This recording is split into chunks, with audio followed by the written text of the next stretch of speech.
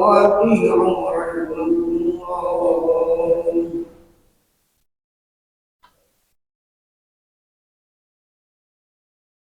اللهم صل على سيدنا محمد. اللهم صل على سيدنا محمد. اللهم صل على سيدنا محمد وعلى آل سيدنا محمد أجمعين. اللهم قوي الإسلام من المسلمين والمسلمات والمؤمنين والمؤمنات وانصرهم على المعاندين واهدهم لنا منك بالخير ويا خير الناصرين برحمتك يا أرحم الراحمين. Assalamualaikum warahmatullahi wabarakatuh.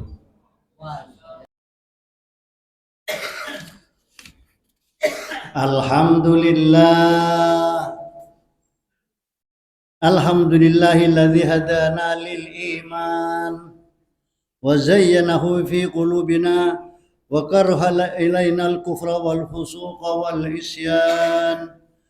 وأشهد أن لا إله إلا الله وحده لا شريك له له الملك له الحمد يحيي ويميت وهو على كل شيء قدير وأشهد أن سيدنا ونبينا محمدا عبده ورسوله المبعوث رحمة للعالمين.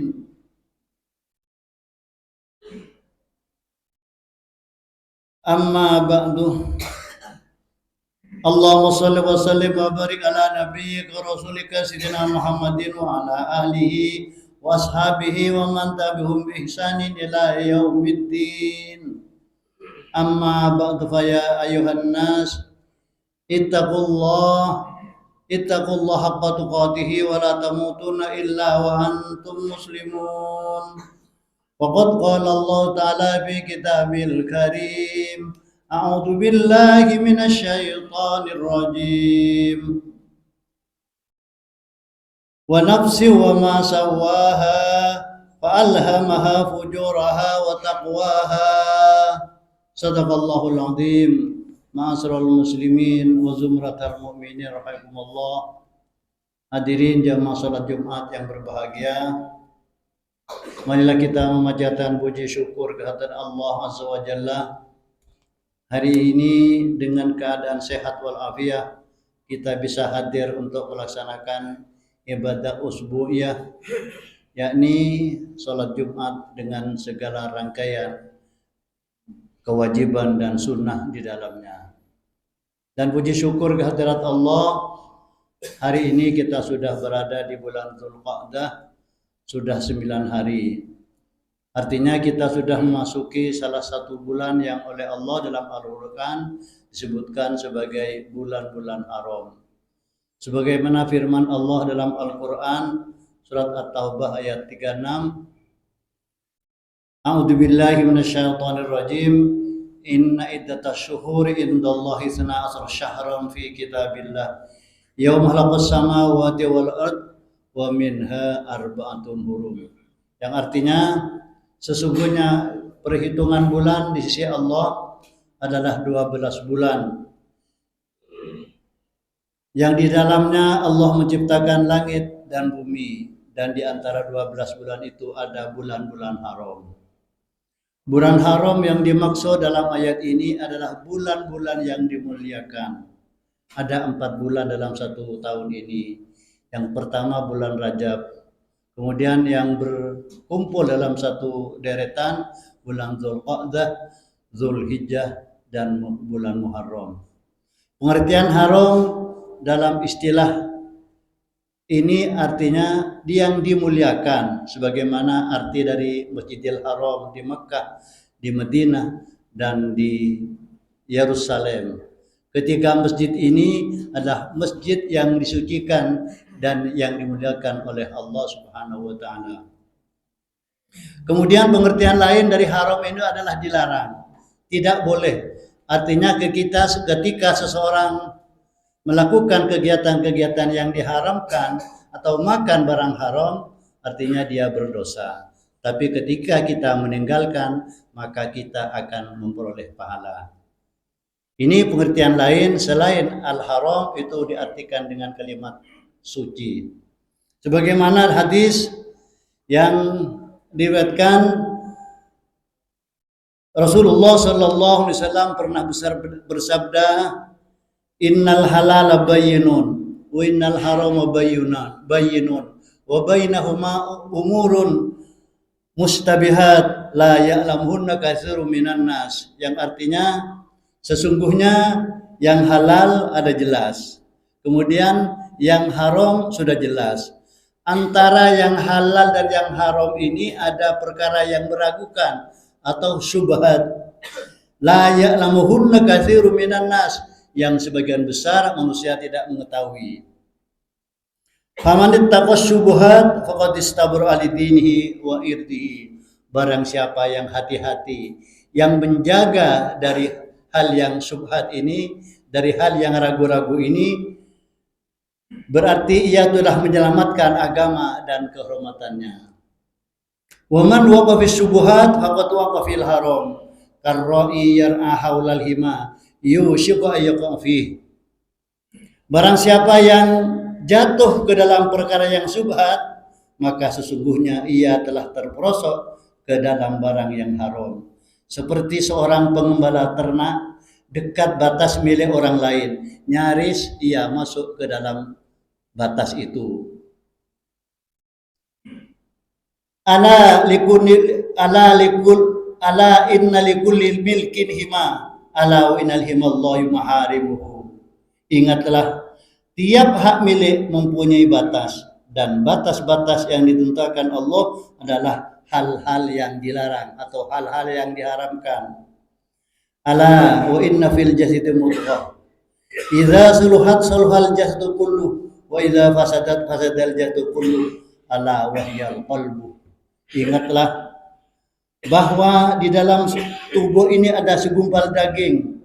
Ketika segumpal daging itu baik, maka baiklah seluruh badan kita. Akan tetapi sebaliknya, ketika segumpal daging itu jelek, maka jeleklah seluruh badan yang ada dalam diri kita ini.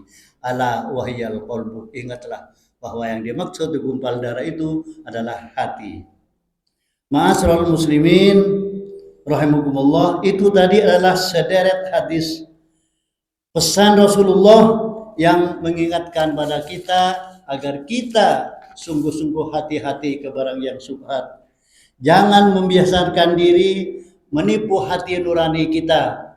Sebab bila kita terbiasa tidak jujur pada hati nurani, pada hati kecil kita sendiri, kita akan rugi. Mengapa? Para jemaah, hati yang sering ditipu akan menjadi tumpul. Daya sensornya akan rendah. Kita bisa kehilangan alat kontrol. Awalnya berbuat dosa kecil, pada mulanya tidak terasa. Tapi setelah lama sudah terbiasa melakukan dosa kecil, maka dosa besar pun tidak akan terasa.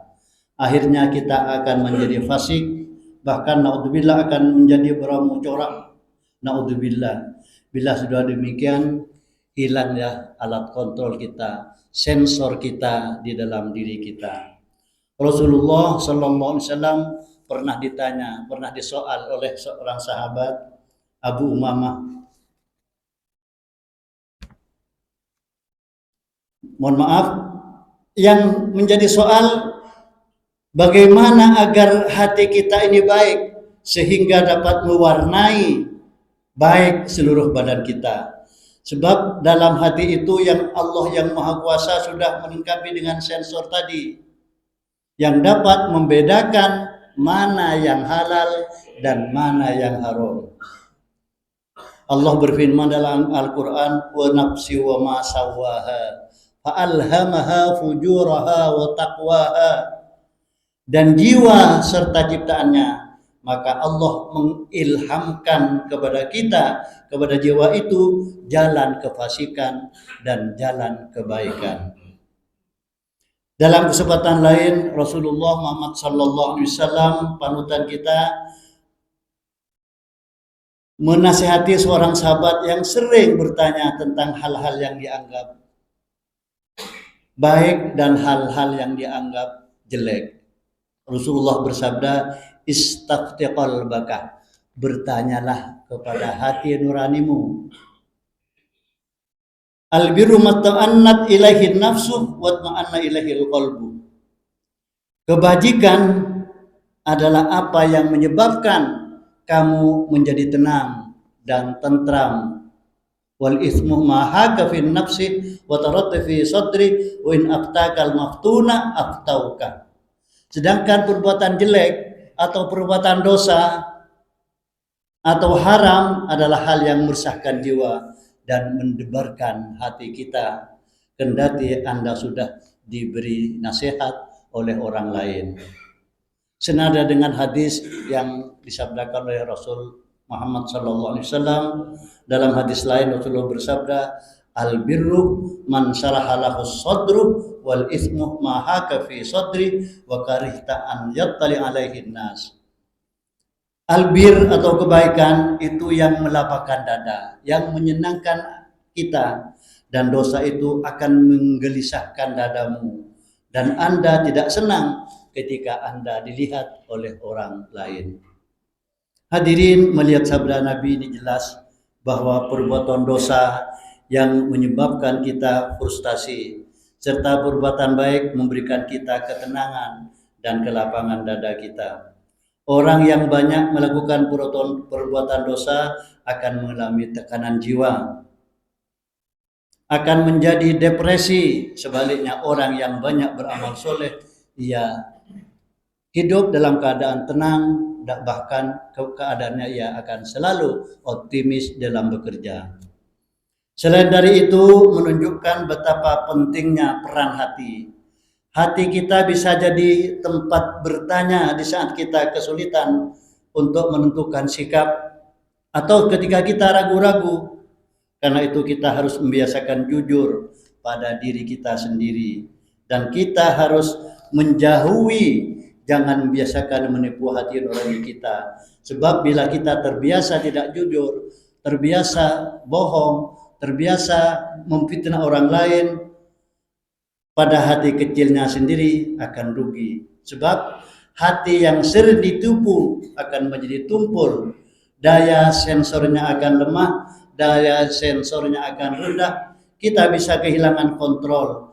Awalnya berbuat dosa kecil, pada mulanya tidak terasa, akhirnya berbuat dosa besar sudah tidak lagi terasa. Na'udzubillah. Akhirnya Rasulullah, seperti yang saya katakan tadi, sahabat Umamah radhiyallahu an bertanya, ya Rasulullah, apa tanda-tanda seseorang itu masih ada iman dalam diri kita masing-masing, dalam masing-masing manusia?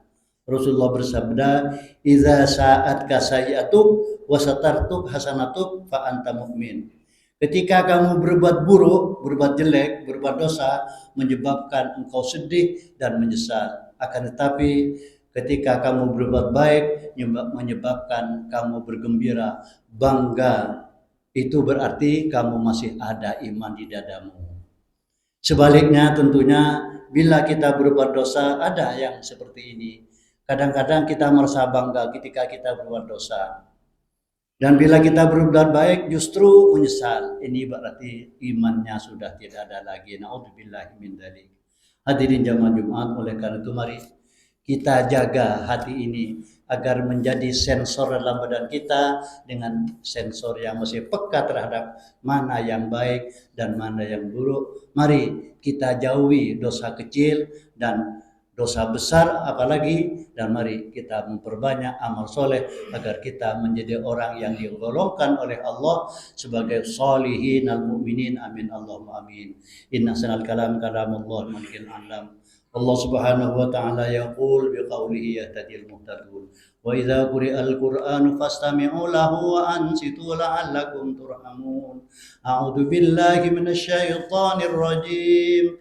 Ya ayyuhalladzina amanu la tulhikum amwalukum wala auladukum an dzikrillah wa may yaf'al dzalika fa ulaika humul khasirun. Barakallahu li wa lakum fil Qur'anil azim wa nafa'ani wa iyyakum min fi wa dzikril hakim. Aqulu qawli hadza wa astaghfirullahal azim li wa lakum wa li sa'il muslimin muslimat ya fawzal mustaghfirin wa ya najatat taibin.